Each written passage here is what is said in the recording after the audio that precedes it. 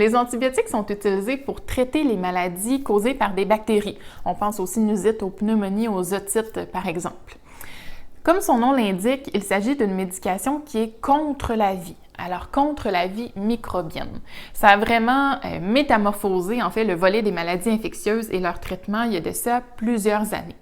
Toutefois, on s'inquiète un petit peu actuellement de la surutilisation d'antibiotiques. En effet, il y a certains chercheurs qui lèvent plusieurs drapeaux rouges puisqu'on constate que la surprescription d'antibiotiques peut causer des perturbations au niveau du microbiote intestinal. Alors oui, l'antibiotique vise à détruire la bactérie nocive, s'il y en a une évidemment, mais sur son passage, elle détruira également plusieurs bonnes bactéries. Or, on sait que pour un microbiote intestinal en santé, on doit avoir une diversité de bactéries ainsi qu'une bonne quantité une quantité adéquate de bonnes bactéries.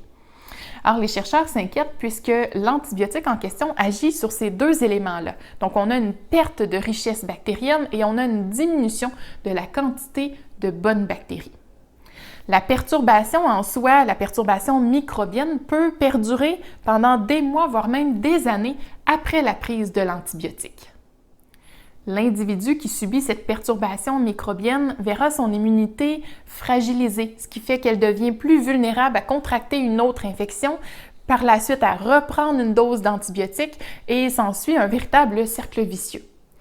En plus de l'immunité fragilisée, la prise d'antibiotiques vient avec bon nombre de symptômes gastro-intestinaux. Et le principal symptôme dont souffrent quand même 40% des gens qui sont sous antibiotiques sont la diarrhée. En fait, il s'agit de la diarrhée associée à la prise d'antibiotiques. Ce n'est pas en soi le médicament qui cause cette diarrhée-là, mais bien la perturbation au niveau du microbiote intestinal, la perte de diversité, de même que l'installation des mauvaises bactéries, étant donné qu'on a une perte finalement de bonnes bactéries au sein du microbiote intestinal.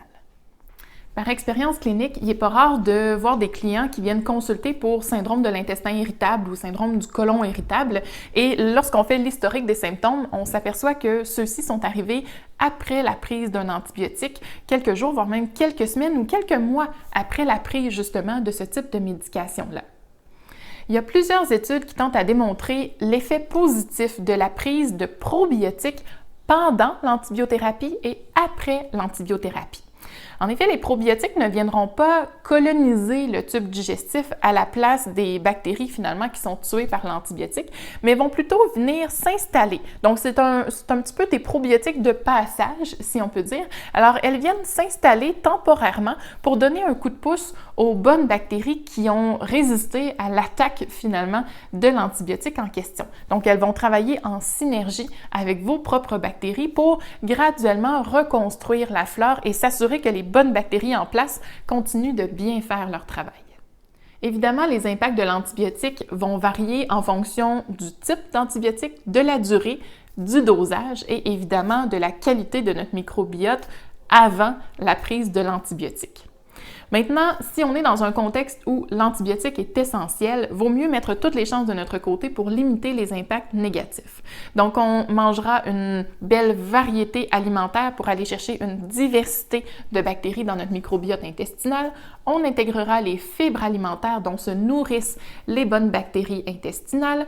Et finalement, ce sera important d'intégrer un probiotique qui a été jugé cliniquement efficace dans ce type de situation et c'est le cas des probiotiques BioK+.